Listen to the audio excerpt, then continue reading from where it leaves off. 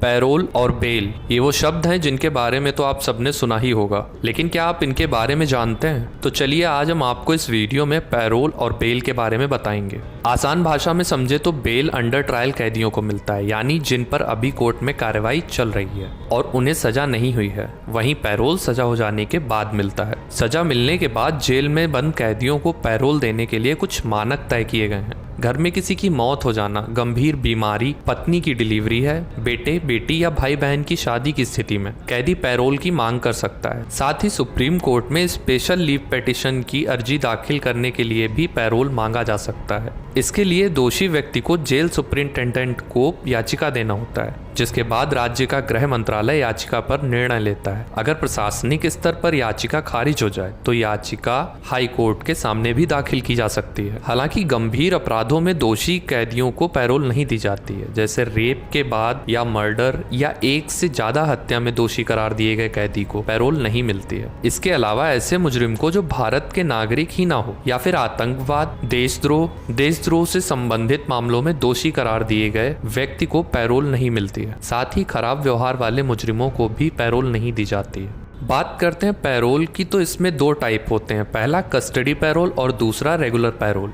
Custody payroll वह होती है जिसके अंतर्गत दोषी को किसी विशेष स्थिति में जेल से बाहर लाया जाता है या ज्यादा से ज्यादा 6 घंटों के लिए दी जाती है। इस दौरान पुलिस की टीम भी दोषी के साथ मौजूद होती है। और बात करें रेगुलर पैरोल की, तो कम से कम 1 साल की सजा जेल में काट चुका अपराधी ही रेगुलर पैरोल के लिए अप्लाई कर सकते हैं। इसमें अपराधी का व्यवहार अच्छा होना बहुत जरूरी है। रेगुलर पैरोल 1 साल में कम से कम 1 महीने के लिए ही दी जा सकती है। 1894 के जेल अधिनियम और 1990 के कैदी अधिनियम में पैरोल को लेकर प्रावधान दिए गए हैं। हालांकि अलग अलग राज्यों में पैरोल को लेकर अपना एक अलग दिशा निर्देश सेट है। अब बात करते हैं बेल की, तो जब कोई व्यक्ति किसी आपराधिक मामले में जेल जाता है तो उस व्यक्ति को जेल से छुड़वाने के लिए न्यायालय या पुलिस से जो आदेश मिलता है उस आदेश को बेल कहते हैं। वहीं सबसे जरूरी बात यह है कि बेल के लिए अप्लाई करने से पहले यह जानना बहुत ही जरूरी है कि जिस व्यक्ति के लिए आप बेल अप्लाई करने जा रहे हैं उसने अपराध कैसा किया है। इसे लेकर जमानत का प्रावधान क्या है। आपको बता दें कि कानून के अनुसार क्राइम के 2 प्रकार होते हैं, एक तो जमानती और दूसरा गैर जमानती।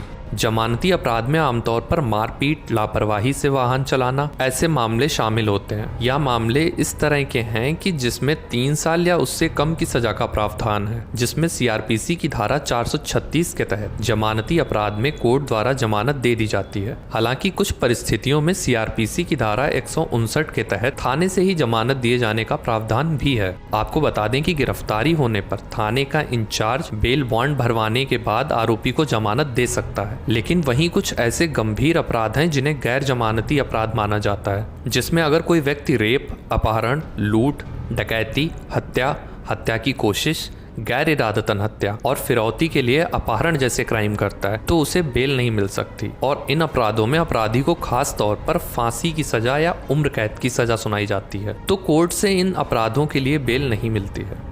बताते चलें, सीआरपीसी में 2 बेल के बारे में बताया गया है, जिसमें पहला तो अग्रिम जमानत है और दूसरा रेगुलर बेल। अग्रिम यानी एडवांस। अगर किसी व्यक्ति की किसी मामले में गिरफ्तारी हो सकती है तो गिरफ्तारी से बचने के लिए वह व्यक्ति सीआरपीसी की धारा 438 के तहत अग्रिम जमानत की अर्जी को कोर्ट में दाखिल करता है। अगर कोर्ट अग्रिम जमानत की इजाजत दे देता है तो अगले आदेश तक व्यक्ति को गिरफ्तार नहीं किया जा सकता। वहीं सीआरपीसी की धारा 439 में रेगुलर बेल का प्रावधान भी है, जिसमें किसी आरोपी के खिलाफ ट्रायल कोर्ट में मामला पेंडिंग है तो वह आरोपी बेल के लिए अर्जी लगा सकता है।